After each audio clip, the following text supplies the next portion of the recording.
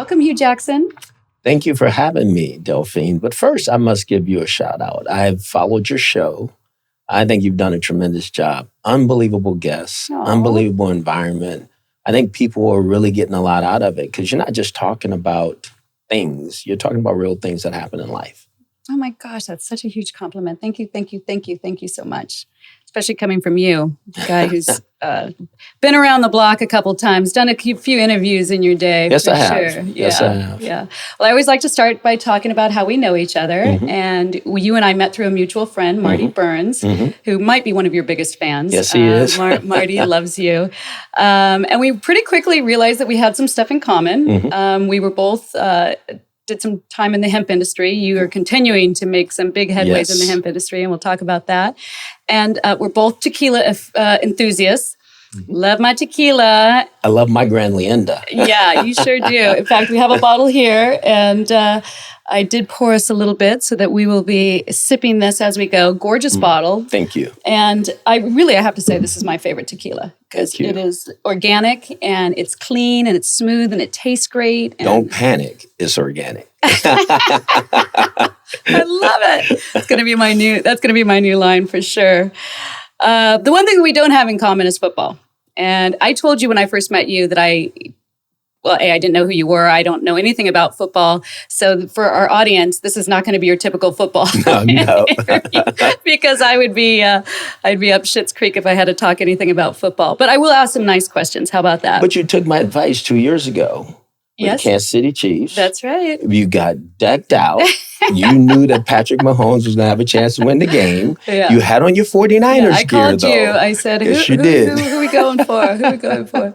Yeah, no, which is great. And you always give me good advice. So, it's funny because when I was reviewing, there's so much to review about you, preparing for this interview. But, I mean, you love football. You are passionate about football. You've done football your entire life. Have you ever had another job that wasn't football? No. It's my all-consuming passion. Yeah. I truly love the game. I love being around the players, leading men, getting people to pull for a common vision and goal. It's just something about it that I just love. Yeah. And you even, your major was in physical education. So even your schooling was all about football. I did do sports medicine, though. I had a minor in sports medicine. But so it wasn't just all sports, but leading players is truly where I knew my passion was. Yes. Well, and you've had an incredible, illustrious career. So it spans 30 years. So let's go down a little bit of the chronological path. So you had first played football in college at the University of Pacific. You were a quarterback. Yes. You actually did very well in college. But what made you decide to go into coaching instead of continuing on as a player? Delphine, being very honest, I wasn't good enough to play. I wanted to. I think that's every young man's dream when you play college football, especially if you're a quarterback. Yeah. You're going to go play in the National Football League. But I'm being very honest with you, I just wasn't good enough. You were good enough for University of Pacific, absolutely, but not for the NFL. And so you had to, you pivot at that time. And I thought I wanted to be an FBI agent. That's what I was going to do. I had a gentleman who was going to take me under his wing. He was going to kind of push me up the ladder. He was going to try to get me in the Secret Service as fast as I could. So I thought, maybe I want to do that. It was going to pay $44,000 to start. And I was fired up. I mean, here's some 20-year-old guy graduating from college and having a chance to make $44,000. I said, maybe this is it. So I told the head coach, and he goes, you don't want to do that. You're a football guy. He says, I tell you what, come work for me here at the University of Pacific as a graduate assistant coach. And that's how I started. And I'll never forget that Bob Cope gave me my first opportunity. I'm so thankful for it. Well, you learned to pivot early on because that has served you well in life, right? Has. You have to learn how to pivot. So the majority of, after graduating, 87, 13 years, you were in the collegiate ranks, coaching at Cal State Fullerton, Arizona State University, UC Berkeley, USC. I mean, you are a California boy to begin with. So, I miss it. Yeah, let's be very clear. We're claiming you. Yes. Okay, you can move, but you can't hide. So of all of those colleges, which proved to be the most challenging for you? Coaching at USC was the most challenging because it has so much tradition and history. And at the time, things wasn't going well. John Robinson was the coach that brought me to USC. I coached some tremendous players. I was fortunate enough to draft 2 Heisman Trophy winners to USC, one being Carson Palmer, the other one being Matt Leinart, who you know. I got to take a picture with him. So that was a great time, but the expectation of what USC should be, we were not meeting that. So in came Paul Hackett, he kept me there.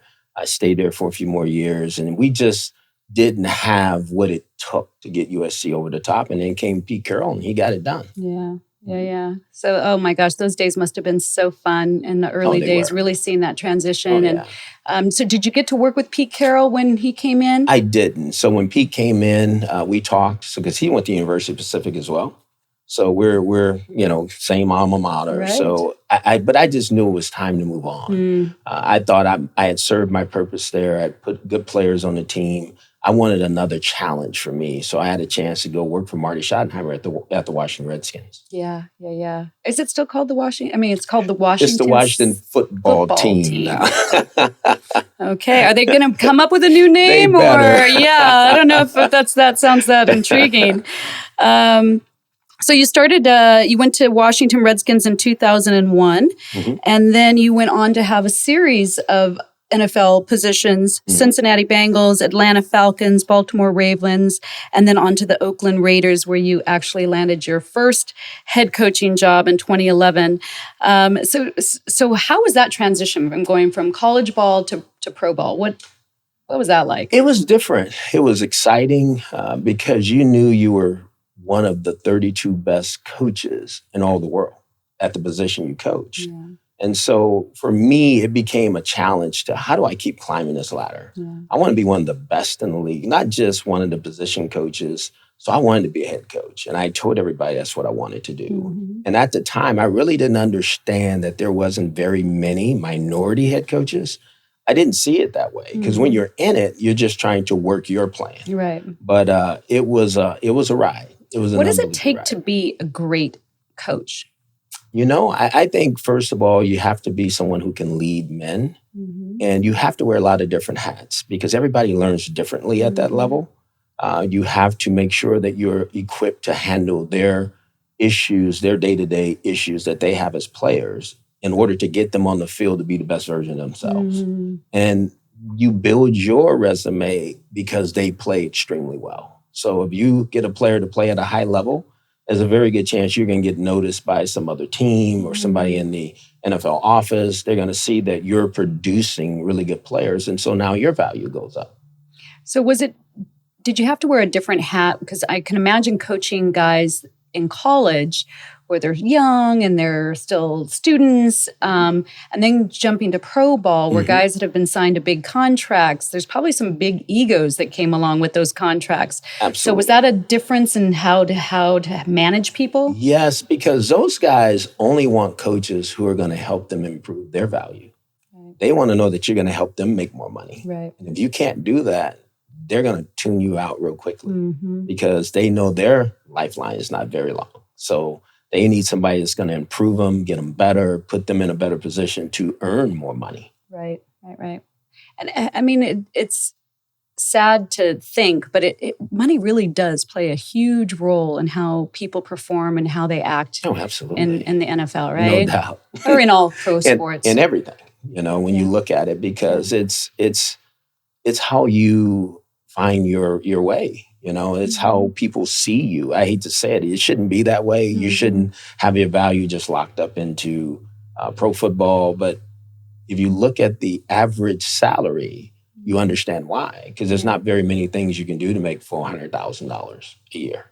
As the last man on the team, that's unheard of. So you do have to do those things. And you're already taking people who are very competitive at nature, otherwise they wouldn't be in pro sports. Absolutely. And then you start giving the competition of who's making the most money, and it just kicks it up a notch. Oh, absolutely. Because you look around the locker room and those guys are saying, wait a minute, I think I might be a little bit better than him.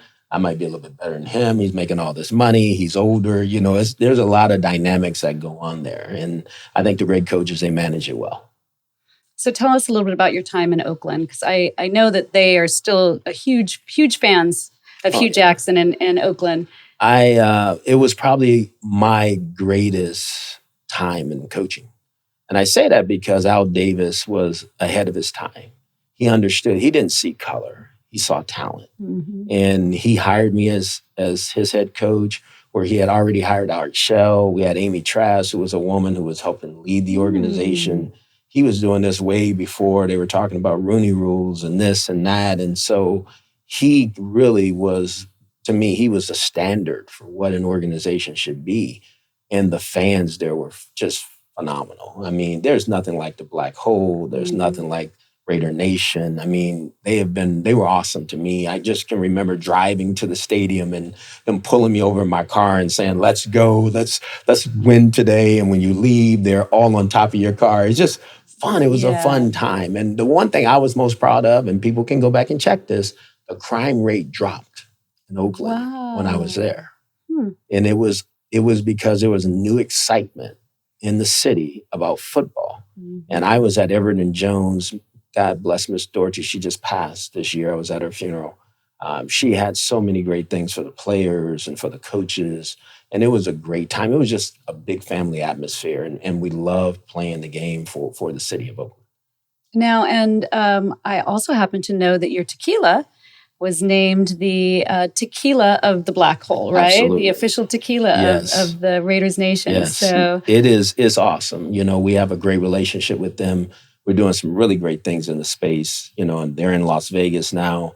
Have you been out to that stadium? Oh, yeah. Yeah? What do you think? Oh, it's beautiful. It's amazing. Okay. You know, a lot of people talk about all the other stadiums. Wait till you go into this thing. It is phenomenal. And the thing that I love about our partnership is because it keeps me still connected to something that was really dear to my heart. You know, Al Davis, Mark Davis, you know, they're the Las Vegas Raiders now, and we do a lot of business there. We're in all the Lee's liquor stores there. We're in several restaurants there and several hotels. So we're doing some real good things there in Vegas as well. I kept hoping you would go back to the Raiders. I don't know why. Personally, I wanted to see you come back west, but that's just me. Okay, so then your most recent NFL positions were both in Ohio, as the assistant coach for the Bengals and as the head coach for the Cleveland Browns. I guess you became an Ohio boy overnight and spent some time there. So tell me a little bit about that experience. Well, my time in Cincinnati was something I will always remember. Though the Brown family, Mike Brown, Troy, Katie, they were just great to me. They were great to me and gave me an opportunity to really showcase my talent. You know, not only was I their receiver coach, I came back and became their offensive coordinator. I worked on defense for them, and they gave me an opportunity to really stay in coaching at one time. So I'm in debt to them for what they did for me. And so I made Pro Football Writers Coach of the Year in 2015 on offense, led it to an opportunity in Cleveland to become the head coach. And that was a different experience. That was a real different experience. Do tell. Well, I think people have to understand when they look at the record, everybody say, well, you lost. And I did. I mean, I don't run from that. I own that. But it's why did I lose? You know, it's why are they winning now? You know, you have to have people in place that help you, you know, do the things that you need to do to be successful. And people don't understand a minority head coach when there's only been 19 in the 100-year history of the league. That's all. 19th was added this year. And people have to understand no minority coach would take a job to lose. You just don't do that. So I felt there was some shenanigans that didn't go the right way. And I didn't understand them until I was deep into it. And there was nothing I could do about it.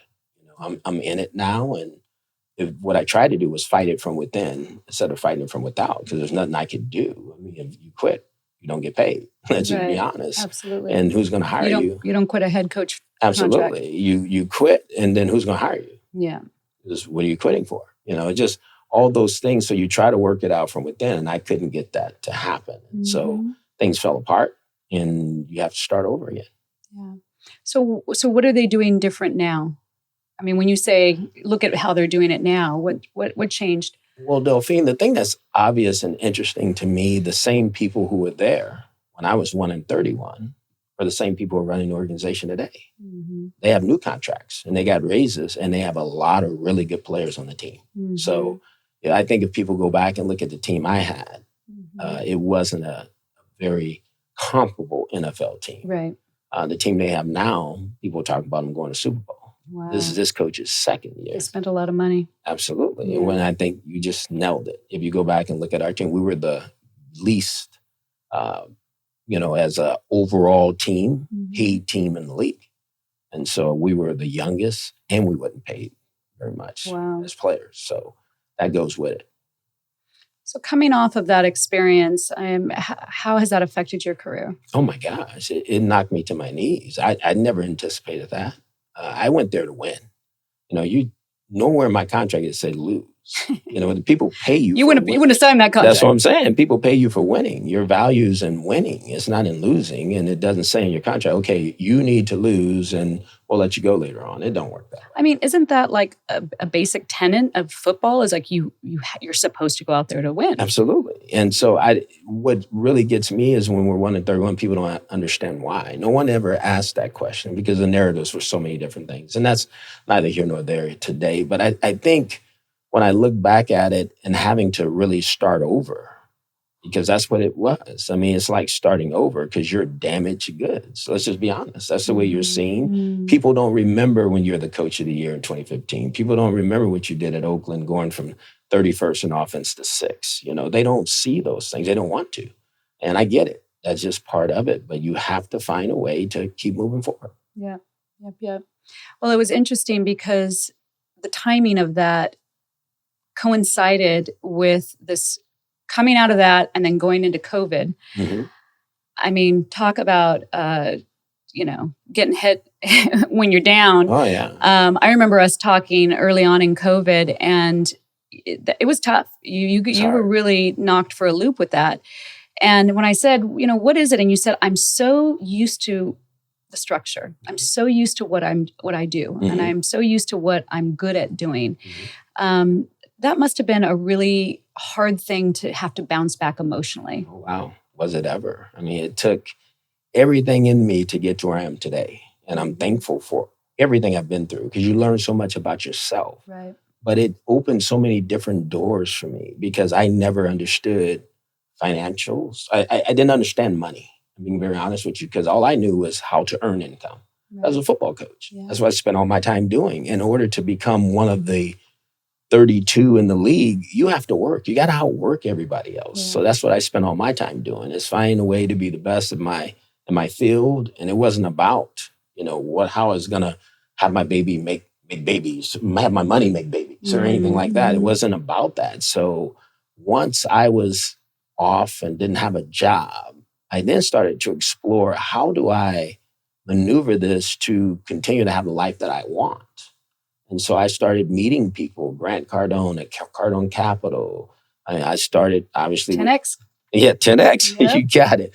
Daryl Spann with Grand Leanda, my Vermont Hip partners. I mean, then I, start delving over to housing with a good friend of mine named Dave Zubikowski, who lives in New York. So it just became a lot of different things that I never had been exposed to that I had to learn. And then that became my game. Yeah. I love this story because it's so easy to see people on top. And sports has always been that thing that it always just looks so, glamorous. Absolutely. And amazing. And to hear how you've had to pivot so many times in your life, pick yourself back up, reinvent yourself, have faith in yourself, find that internal strength. I think it speaks so highly to who you are as a person and also such a great example to so many people that they get knocked down and they think it's just, I'm the only one that has it hard, right? Yeah. And it's so true. What do you think it was that helped you to overcome those? I mean, what do you draw on in those times when things are tough? At first, I think it's my inner strength. I think that comes from my mom. Yeah. There's nothing else that I can really say, well, where did you get that from? Because she was hardworking. My mom worked 2 jobs, morning and night, and took me to school every day. So I watched that. That's something I could draw on that you can't ever stop. And she was a person many a nights when I was laying there that said, get up, time to go. Got to keep moving forward. So it was her. And then obviously my kids, you got to have a why, right? You got to have something that get you moving forward again. And so then you start thinking of your kids, and they're looking at you and saying, well, that's just down. You can't do that. And you've got 3 gorgeous daughters looking up to their daddy. Yeah, don't want them to see that. Yeah. So it's just like, hey, you gotta show them that you're gonna find a way to get back, whether it's in the game or you're gonna find a way to get back to doing what you do, you know, and being successful. Yeah, absolutely. I was reviewing, and there's actually so many different types of coaching. Again, me not being much of a football, not at all, a person, but there's so many different coaches. Why is there so many different coaching positions on a team? Because there's specialty coaches for the positions. There's so many different positions. So every position is led by a specialty coach. The highest ranking coach, as you know, is the head coach. Then it becomes the coordinator. The coordinator is the person who designs and devises things for that side of the ball, whether it's offense, defense, or special teams. And then you have an assistant coach for every position. And so that's kind of the ladder, how it works. And those guys are paid handsomely for what they do. So your newest position, you've just accepted a position as the offensive coordinator for Tennessee State. You know, you were the 5th friend of mine to move to Tennessee in the last year. Like, something serious is going down in Tennessee. What's going down in Tennessee is the weather, Delphine. Really? It is different. Wow. It is muggy and hot and way different. Wow. Okay. And I've got to get used to this, and I will. But no, I've enjoyed the opportunity. I'm with Eddie George, Heisman Trophy winner. It's his first head coaching opportunity. He asked me to come on and help him through that. What a challenge, you know, to go back and go be with young men who are eager to learn and grow, who want to be good, who want to have a chance to play in National Football League. We've gotten so many quarterbacks wanting to come to our school, you know, and I think it's great, you know, and because you get to kind of pick the best of the best. And I think we have some really good guys who are going to work hard. But I think it's a good program. And I think Eddie's going to truly make a difference there. It's an HBCU school. That within itself is different for me. That's, you know, HBCU. So it's really a Black college. Oh, okay. You know, so there's quite a few of those schools. And Tennessee State is one. And when you really think about the HBCUs, that's normally where the great players came from, early in the National Football League. Okay. And now all of a sudden you have the great Alabamas and USCs, and that's where the players come from today. Yeah. So the HBCUs don't have, you know, everything that the Power 5 schools have.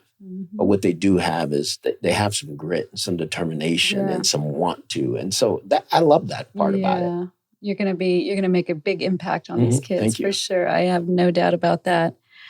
Can I come visit? Absolutely. I want to come to Tennessee. Everybody's going to Tennessee. Our friend Noah McMahon, you know Noah. Oh yeah, Noah's going. He just moved to Tennessee. He did? Wow. I know, crazy things have happened. So one of the things I wanted to talk about, because it's a subject that you and I have talked a lot about, you know, coming out of the last year where diversity and equality has really become a forefront of the conversation. I know that in the NFL, Roger Goodell says that there's issues. So last year, the NFL had 3 Black coaches out of 32 in a league where players are 70% Black. Goodell openly acknowledged the league's diversity shortcomings. And I know that you've talked a little bit, even just now, about how it's a little bit different. Tell me a little bit about your experience and whether or not you feel like it's moving in the right direction. You know, Delphine, my experience was you had to be in a certain position to have an opportunity to become a head coach. So what I was taught, that there was a process that you had to work through. You had to become an assistant coach. You had to find a way to become a coordinator. Also coaching a quarterback. Because a quarterback in the National Football League is the highly most visible position. It's the hardest position to play in all of pro sports. So if you coach that position, you probably can handle a football team. So I worked tirelessly. I made moves. I made decisions based on that because I had to get in that chair if I was going to ever have a chance to be a head coach, and I didn't want anybody to tell me no. So that's why you see the different moves and decisions that I made was because if that was my goal, I had to go chase it. So I did. So the first chance I got to coach quarterback was in Baltimore. I helped draft Joe Flacco, coached him his first 2 years. That led me to Oakland. Then I became the primary play caller. Even though I called plays in Washington, I had titles as offensive coordinator, but you didn't have the primary play calling responsibility. So I went to Oakland. We had a real success on offense. Al Davis moved on from Tom Cable. He made me the head coach.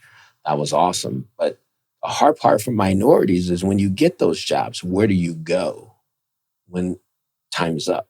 It's not like our brothers who are the Caucasian coaches. They go back and they get coordinator jobs. They become quarterback coaches. They go on other staffs. The minority coaches have to sit out sometimes. They don't get those opportunities. And that's been hard. And I think the National Football League is seeing that finally. But my challenge to all of them is just go back to the beginning of pro football. And people have to understand minorities wasn't seen as equal. There was no minority player for almost the first 20 years. The first head coach that was minority was 60 years into the league. They had to get an injunction for a minority player to play when they first played. So until you can go have the real conversations about what started all this, can you really understand why it is like this today? I'm not surprised by it. The only way it's going to change it, they're going to have to mandate change. We can talk about the optics and make the optics look well and have all these meetings and all that stuff, but that doesn't matter until somebody says, hey, look, we're going to change this. There's no Black ownership. There's a few more Black GMs. Everybody's excited about. There's a few more minority head coaches and minority coordinators, but what is it going to lead to? That's the question. Right. And so what should they mandate? Is it like a percentage, or how would they mandate that? Delphine, my thing is just about equality because we talk about it so much. So if there's 4 jobs, make sure 2 go to Caucasian coaches and 2 go to Black coaches. And you'll look back on it and say, okay, we did that right. And there are going to be some guys that fail. There's going to be some guys that do well, but at least you're being fair. And if you do that, I think things will start to turn as far as diversity and inclusion, because right now we know it's way off. Yeah. And so how does things change? They don't just change because you talk about it. Right. They change because you make it happen. Because people talk about things in public, change happens in private. Right. You know that. It happens behind closed doors. And I've been behind those doors and I don't see change coming that way. Now, coming off the last year and the BLM movement, has that initiated anything? Do you feel like, it seems like we're seeing conversations happen. It seems like we're seeing movement in that direction in other areas. Is that not happening in the NFL? No, you just said it, Delphine. It's happening in other areas. It's just like our tequila brand. There's people who are really pushing diversity for their businesses. They want to help minority brands be more successful, and I'm thankful for that. I think the National Football League is saying all the right things, but you have to do something. And until to me, it would be a bold statement to come out and say, we're just going to be fair. If there's 4 jobs, this is the way we're going to do it. Why not? Yeah. Until you do that, and I know what everybody's going to say, you can't make these owners hire people. I understand that. Yeah. But you can make these owners get to know these people. And that's the problem. They don't know. They want to hire somebody that looks like them, acts like them, that goes the same places they go. Well, that's not the way of the world. You would think that they would hire the people who are the best person for the job. You would think so. And so I have to tell you, because I had this conversation with somebody, and I was making the point of the fact that 70% of the players are Black, and yet it's a fraction of the coaching. And he said to me, and I quote, well, that's a problem because they're not allowing more white players to play. It's actually a reverse discrimination because, the population is only, 20% Black, and yet 70% of the players are Black. So I actually think it's reverse discrimination that's happening in the NFL. Well, he should know that there's 70% Caucasian coaches and only 30% minority coaches in the National Football League. So somewhere there's a problem. Yeah. And that's what I'm saying, until they really address it. And aren't the coaches the ones doing the draft picks? The GMs, the coaches, yes. Yeah, so it just goes to show you. Until we really have a real deep diving conversation with transparency and being very honest about what this is, I don't see it changing. because I don't think we really do. I don't think people want to have those kind of conversations. Well, let's hope. Let's hope. No, there's hope. I hope in my lifetime, just because I think there's a lot of minority coaches that I mentor who want to be in the spot I was in. Yeah. And they're afraid. Yeah. They truly are, because they don't know what's going to happen. If I get that job, Hugh, where do I go from here? So I'm going to stay stuck coaching the receivers for the next 10 years and make $400,000 to $600,000 and be happy with that, because I don't want that feeling of where am I going to coach at if I get fired? Yeah. Yeah. So let's go back. Mm-hmm. Let's talk a little bit about your upbringing. Oh, wow. Because I always know that people take from their childhood, which impacts their adulthood. So I want to hear a little bit about your childhood. I know you grew up in LA. I grew up in inner city LA. I grew up on 52nd and Hoover. I lived on top of a church. I heard church music. I lived in 55th and Long Beach, so we weren't far apart. Absolutely. I heard church music every Wednesday and every Sunday.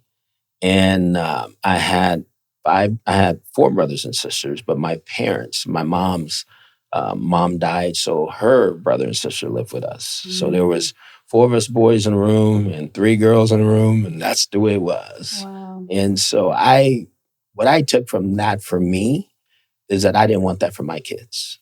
And USC was right down the street. So I used to always just go down Hoover, get to Figueroa, and I'd start working at CSC, the Yellow Jackets. And boy, I'd go in there and see Al Davis in his white freaking jumpsuit. And I was like, man, I want to work for that guy someday.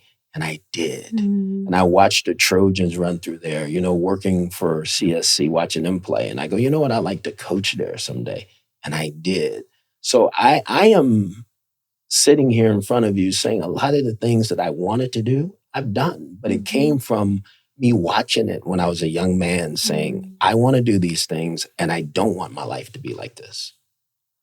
How did your parents influence you? Were they encouraging? Did they say, it's probably not going to happen, honey, better have a backup plan? Or what were your parents in your ear about? My mom was the rock. She always encouraged. She always told me, my baby is going to be special. Told me that all the time. And I believe that. And to me, there's some special things that happened in my life because of what she put in my head.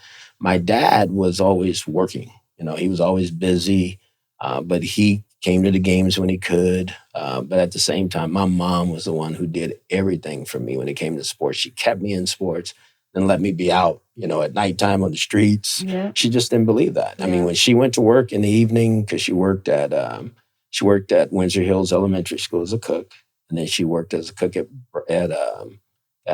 Lockheed Aircraft. And so when she went to work at 6, you were inside. Yeah. That's just the way it was.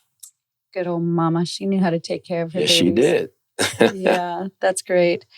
So clearly, football has been a passion in your whole life. Mm-hmm. What was your first introduction to football? Do you remember? Yeah. Oh, yeah. I played Pop Warner football. So I used to play for a gentleman by the name of Steve Fortier, who has since passed. I can't believe you remember everybody's names. I'm just so bad. He was like a dad to all of us. And I never forget playing Pop Warner football on his team. There was another young man who we're Facebook friends, would be friends for life. His name was Al Pittman. We fought every day. Every single day. Me and Al Pittman was fighting about something. Yeah. And he would just let us go over there and just fight. Get it out, let it go. And that's just what it was. But that's where it started for me. And there was a hunger, and you start learning and growing, and you go from the peewees to the junior bottoms to the bottoms, and you just work your way up. But that was my outlet. That was, for me, probably the best thing that ever happened to me. My mother putting me in that, because I would have been on the streets doing things I had no business doing. Yeah. And my little nephew, Marlon. He's talented. I'm so excited watching him. Although he's so precious to me when I see him out there with those big boys, it's crazy. But so I have to brag on him. He just got scouted to be the receiver for a quarterback camp or combine or whatever you guys call it. Yes. He is 11 years old and he's catching balls from high schoolers. Mm-hmm. That's how they start. Yeah. You look up and he'll be playing college ball in the National Football League right after that. Yeah, so he's starting the same way you That's did. Right. I love that. Well, coaching seems to be such a I guess, have some similar elements to parenting. Mm-hmm. I mean, you've got 3 girls. Mm-hmm. You coach all men. Oh, You got all 3 girls as daughters. How is that similar? You know, these guys become like sons to you because you understand their backgrounds. A lot of them don't have both parents. They don't have mom and a dad. And so you do everything you can to fill those voids. The relationships that you build with these men are life-changing sometimes. I mean, some of my greatest relationships are the players I coach, from Stephen Davis to Chad Johnson to TJ Usmanzada. I mean, it's just so many of those guys I'm still in contact with. And we talk about not just football, but life, the things they're trying to accomplish and what they're trying to do. I try to give them some money pointers, every now and then to keep them moving forward. But it's been that part of it is probably the best part of it, because you leave them a piece of you, and that later on they will recall and they'll remember it, because they'll call you later on and say, "Coach, thank you. What you said back then made a difference." Wow. And that's what you look for. Yeah. It's not the wins and losses. Obviously, we all want to win. We want to win Super Bowls, but it's those relationships that you build with these men. That's so incredible. And you've had so many teams. I can only imagine. Oh, yeah. You've got a big Rolodex. Okay, so we do a little thing called Big Questions. Okay. And this is kind of how do we get to know the inner workings of Hue Jackson. Okay. Tell me a little bit about what your daily routine is like. My daily routine is to wake up in the morning and work out. I mean, I have to try to get a workout in. I've found that it is the best method as you're starting to transition to get a little older to keep the body moving and keep yourself feeling good and trying to look the best you can. Now that I'm coaching football again, you start sitting around a lot more than you normally do. So you really have to force yourself to get up and work out. Then I like to go to Smoothie King, grab a smoothie, tell them to add a little protein to it, and then get in the door. And really my focus becomes football for about the next 9 to 10 hours. Now, I do remember you telling me you guys have very long days, right? You start very early, you go very late, and you usually eat there. Everything, your whole life is there at the gym facility, or wherever it's called. No, it's at the facility. Yeah. You just said it. A normal day for a coach, they're probably up by 5. Most guys are in the office by 5:30, let's just say 6 a.m. You'll probably leave by 10 at night. You can't shut it off. That's the biggest thing. You don't get to unwind. So you probably don't go to sleep till 1 in the morning. And that routine it goes like that. Wow. And it doesn't stop. You probably get a couple weeks or a month off in the summer, just to recatch yourself. And then you dive right back in and go. And barely even have a day off in a week, right? Absolutely. I mean, the thing that people don't understand, that coaching is one of the biggest health hazards in the world, because you don't take time off. When you get sick, you don't go home and stay at home. You go back to work. You deal with it right there at work, and you keep working. Well, I happen to know that philosophy did not pay off very well for you. You did find yourself having a heart attack. I did. And I did go back to work 3 days later.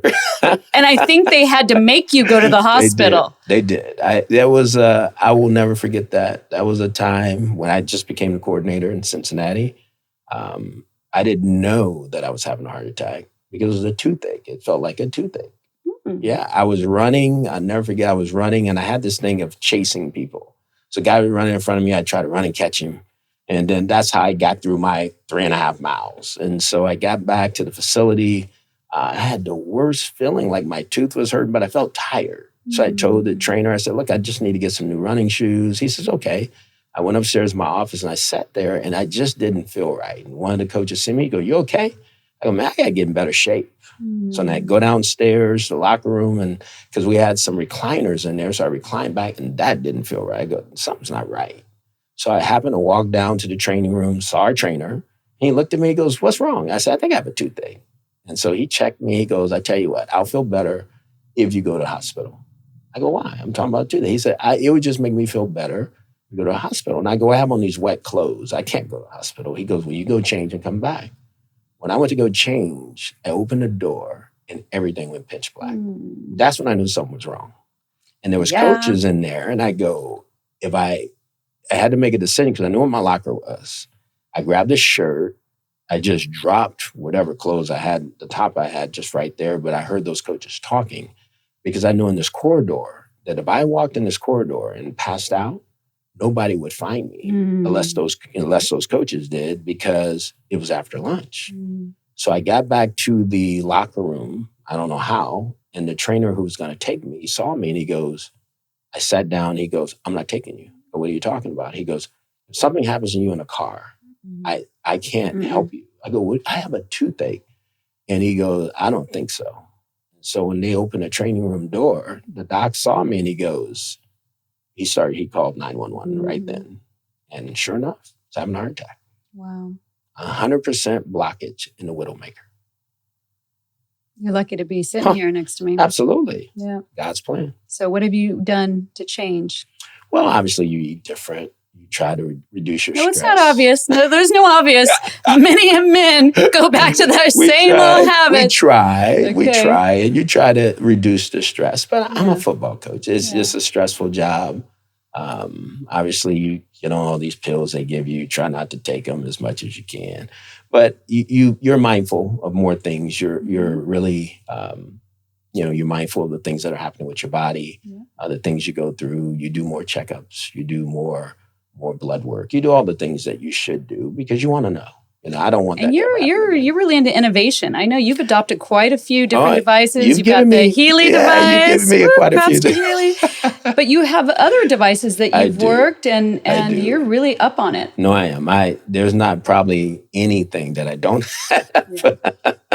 I can't say that. I know that for sure because I try it all. But at the same time, I just think if you do it right and you pay more attention to your body and have the right diet and do the right checkups. Because as coaches, we miss a lot of those checkups. You don't get them right, because you just can't get away. You don't have a time. You just said it. And so you have to make the time. And I think the older coaches are really starting to figure that out. I love that. Tell me something people would be surprised to know about you.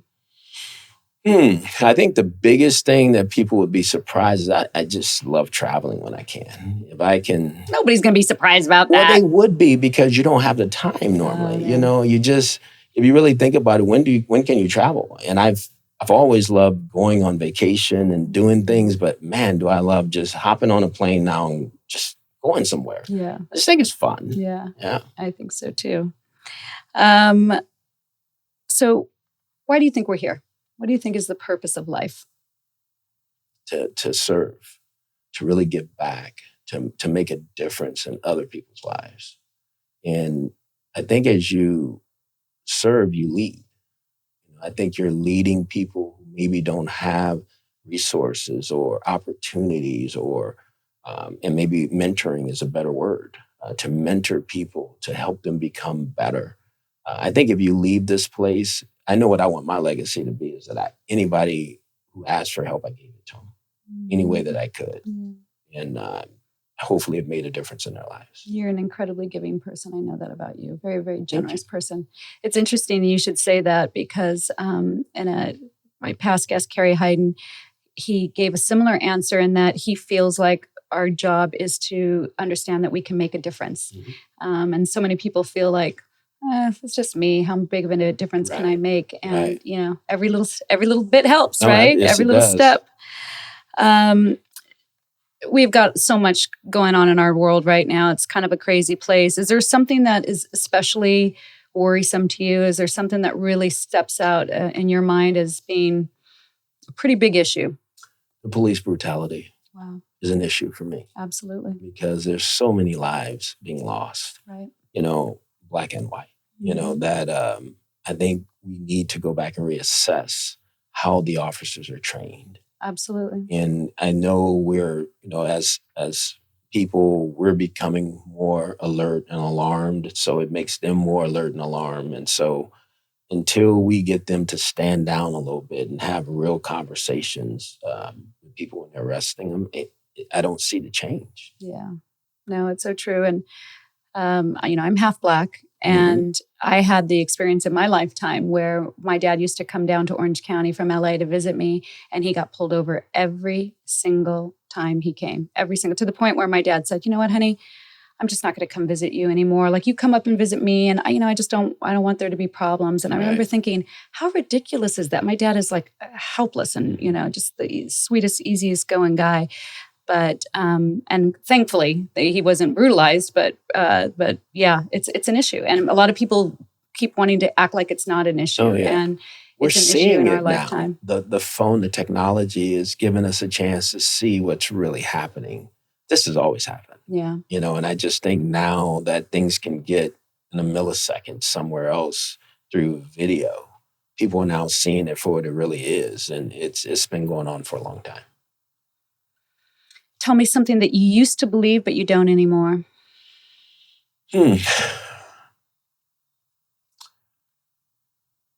I don't believe that success is tied to money or jobs and I probably should say happiness. I don't think it's tied to those things. I used to believe that a long time ago because that's what I saw. That was my culture. If you were a pro football player, if you were a basketball player, you were happy. I think some of the most miserable people in the world are people who have money and who have all these big things in their lives because they have no relationships with the people that matter. Mm-hmm. I think that's so true. My son, Julian, who is doing so well in his job, and he's making a lot of money. And he's like, "Oh, Mom, I kind of felt like it was going to make me happier." And I'm like, I think we think that because when you're not there, you have to give a reason of why you're not there, right? But then once you get that, you start going, okay, so I guess that whole thing that happiness comes from within is true, darn it. Is this all it? Is this what I'm supposed to feel when I have this? Yeah. Well, and that's such an important message because I think so many people can attain happiness in so many ways without having to, be a head coach, without having to be the quarterback of the football team and just knowing that that's attainable. It means a lot coming from you, for sure. And it's made me realize that that's why you give back more. Mm-hmm. I've learned a closed hand, nothing can come in and nothing can go out. So you might as well open your hand and let things go out and let things come in. You need to do that. I love that. That's a great saying. Tell me about a goal that you've yet to reach. Winning Super Bowl. I'm going to do it. Oh, I know I am. All right. Oh, I believe it. We're going to hold you to it. Hugh. Oh, yeah. I'm going to find a way. Absolutely. Because it's something I want to do. Yeah. What are your dream teams? I mean, if you could pick, what would be the teams that you would love to Oakland, be coaching again? The Raiders. Yeah. That's my team. Me too. I want you to be back at the Raiders. That's just my team. Yeah. I bleed it. Well, at the very least, come back to the West Coast. So it makes it a little easier to see you. It's funny because we actually were having dinner in Vegas recently. Mm-hmm. And I started looking around and I started noticing that all of the people were like, their eyes were all on you. And then they would have these little cameras out where they were trying to like covertly take photos of you. It started out that way. By the end of the night, they weren't even trying to pretend. They were coming over, taking photographs, asking for autographs. We were getting drinks sent over. And everybody's going to be like, duh, Delphine. But again, I had no idea. I didn't know that people would recognize an NFL coach. I certainly didn't have any idea that you were going to get mobbed the way that you were. But wow, you're kind of a celebrity. I mean, so what is that like? How has fame impacted your life? I've never looked at it like that. I've never, sought it out. I've never looked at myself that way.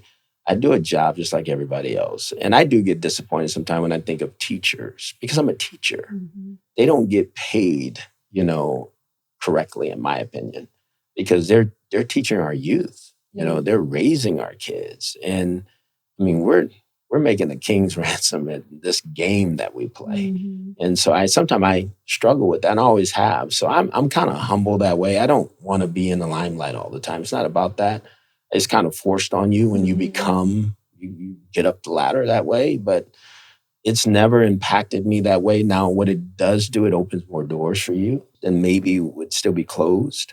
Yes. But I've never looked at myself as a famous person because I was a coach or because I was a head coach or a coordinator. I think I'm thankful, like I said, because if I need to get to the doctor, they try to fit you in. If you needed a particular ticket for something that was important for a friend or somebody, you can make a call. But I've never used it just for myself to walk up and say, I'm Hue Jackson, put me to the front of the line. Right. I don't see it that way. No, that's not your personality at all. Let's talk a little bit because you have so many endeavors that you're working on. Every time I talk to you, you've got something else going on. But probably your favorite baby right now is your Grand Leanda Tequila. Yes. And it really, not only is it incredible tequila, but it has really charged your life. I mean, you've been down in Mexico, where you've been on the agave fields. Yes. I mean, you've taken this really seriously. You're not just a financier here. So tell me a little bit about how you got started in the tequila world. I met Daryl through a high school friend, Hue Jackson. And while you're saying this, I'm going to have a sip right now with my Grand Leanda. I met him through a good friend. And so he invited me to his house where he made the most unbelievable chicken he can cook. He has some chef qualities to him. Okay. So I go there. We were going to talk about the brand. We have all 4 marks, Blanco, Silver, Reposado, and Añejo. We have an extra Añejo that's coming out this year. You will love. But I wanted to get to know him. I wanted to know his story. What made him dive into the tequila business? At the time, he was one of the only Black owners in the tequila business. There's 5 now. Wow. Everybody's jumping into tequila. Well, there's an area that's improving. Yes, it's the fastest growing spirit in all the world. So as I heard his story, I heard a guy who was it was like being in the back of his car, making this happen and just going from place to place. And I'm looking at him and saying, this guy's the owner. You're not going to meet the owner of Don Julio or Patron or Casamigos. I mean, here's the owner of Grand Leanda. Although I'd like to. Here's the owner of Grand Leanda everywhere. So then I had a chance to taste it. And the tequila we had when we were younger would just made you sick. The next day you felt bad. I drank every one of the marks and I felt good the next day because they're natural agave and it's organic. It's 100% USDA organic tequila. And almost nobody can say that. Absolutely. That is a claim that is very rare. And people don't understand what it takes to make something. I mean, we're certified. And if you went, and saw our establishment, you'd be shocked because of the open spaces and how things are natural, and so to make it what it is today. And we have to make sure that it's right before we ever bottle this, because that's the way it's done. So I fell in love with it. And then I wanted to know more about it. And he took me to Mexico. I wanted to meet the team, the people who put it together. Our bottles are handmade. It's handcrafted. It's estate grown. We're in Jalisco. We're in the Highlands. We're very high, so we don't run into any of the other brands on our runoff. We don't mix anything. And that's the thing that makes us really special because, and when you think of tequila, it is the only upper spirit in the game. That's why I drink it. Yeah. That's why I drink it. Everything else is a downer. Yeah. And so then you think of the health benefits. People who have diabetes and those things, they want tequila because it's good for them. So I fell in love with the brand. We're in 48 different states now online, and we're growing by leaps and bounds every day. So I get mine at Wally's, which is where I buy online. Where else? Country Wine and Spirits. Okay. We have an unbelievable relationship with them now.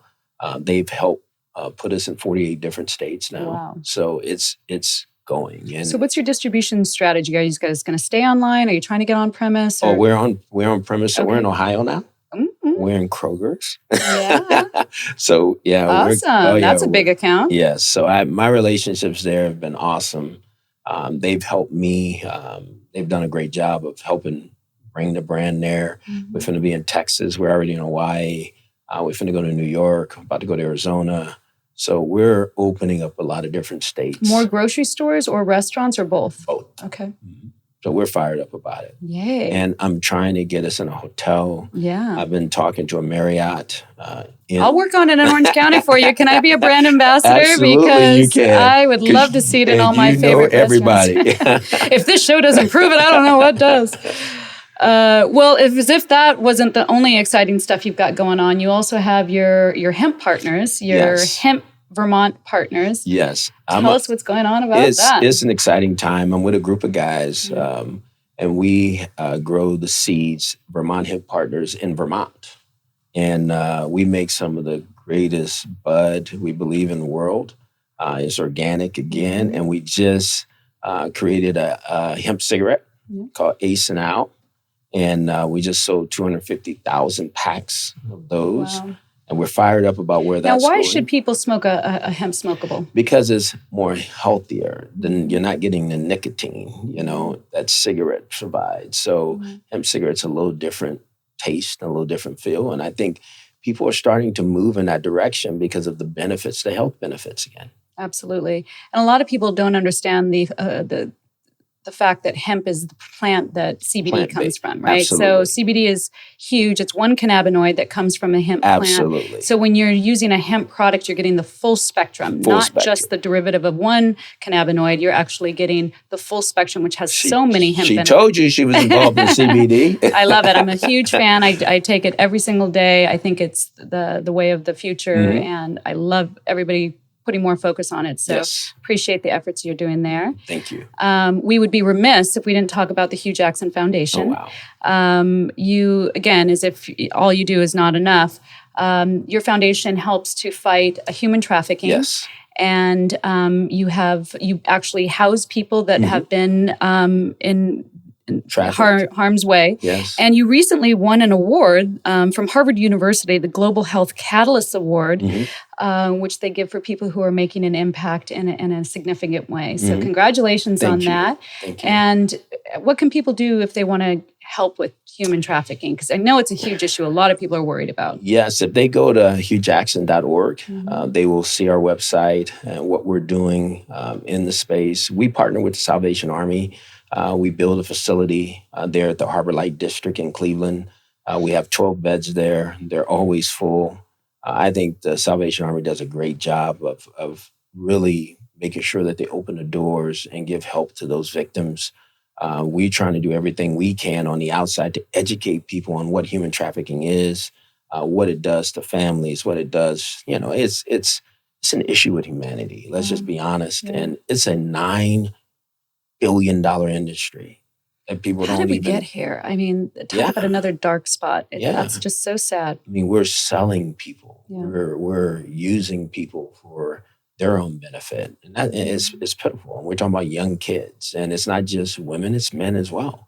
Yeah. So we're trying to make a difference. And I know I was on this past week with a group.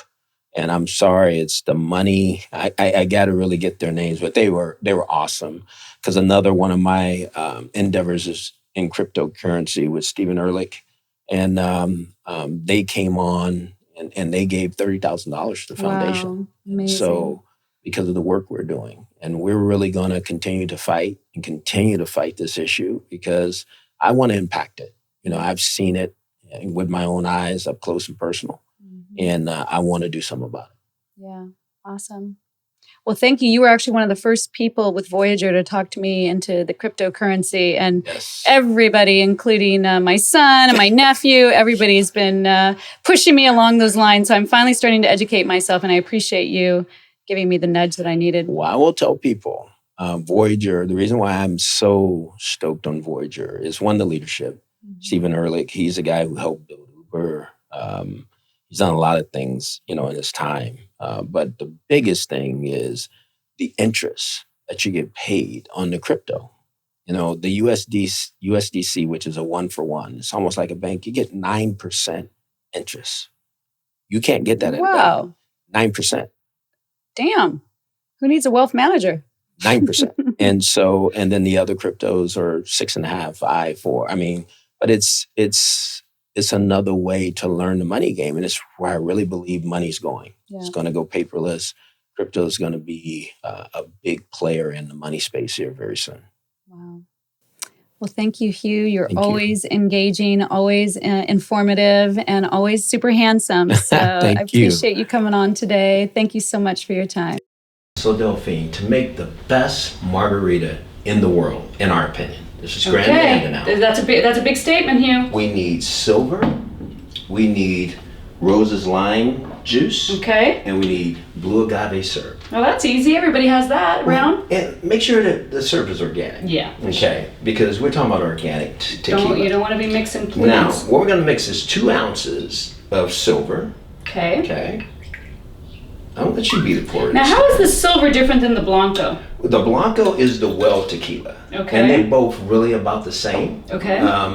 Obviously, we just take it right out of the well when we're doing the Blanco. This sits maybe just a little longer, maybe a week longer. Okay. But it's not the premium. Obviously, the premium is the Reposado and the Añejo.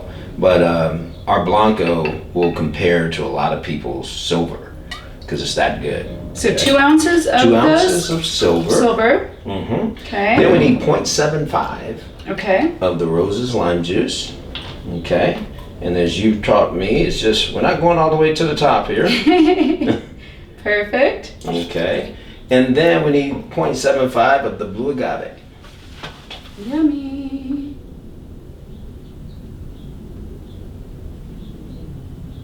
And we know it sticks in there, so we're going to do a little extra more. A little extra more. We pour this in here. We try to get it all in there. Yeah, get it in there. Get it in there. Come on. Now, I have tried all of the marks. I've tried the Silver, the Blanco, the Añejo, the Reposado. Mm-hmm. I will say, typically, I am a Reposado fan. Mm-hmm. Your Añejo is a game changer for me. It is so incredible, so smooth. Sometimes it can be a little bit too spicy for me, but yours is amazing. It's 2 to 2.5 years age. There you go. That's where it comes from. There you go. It makes it real smooth. It almost has a whiskey flavor to it. Yeah. Yes. Okay, so I'm going to shake this up. Shake it up. There she goes. Shake it up. Okay, and we're going to drink them, pour it here in our little Delphine circle glasses. Alrighty. This already has a strainer, so we don't need that. Now this is just one drink though. Oh yeah, just one. Oh yeah. So people would have to continue to add in order there you go. Make a. Or you just put the double, triple, quattro, quadruple, whatever you want. But I wanted you to be able to taste this. And I'll put a little lime wedge, Mm-hmm. just to make it extra pretty. Oh my gosh, I'm so excited right now. Oh my God, Hugh. Yes.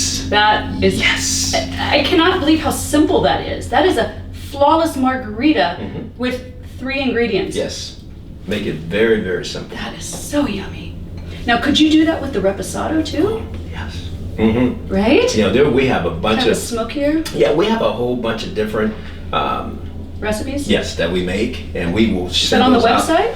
out. We have some of them on the website, but we'll get them all on there pretty soon because we want to make sure that everybody has whatever they want. A lot of people, some people like Añejo, some people like Repo, some people like Silver, some people just want Blanco. So we have a lot of different. Oh my God, this is delicious. It's really good. Thank you. You did well that time. Yay! Okay, we'll make another one for you. Yes. Yes. Let's do it. Thank you for listening to this episode of Delphine Circle. If you enjoyed the episode, please check out our last 2. And remember to like, comment, and subscribe. I'm Delphine. Welcome to my circle.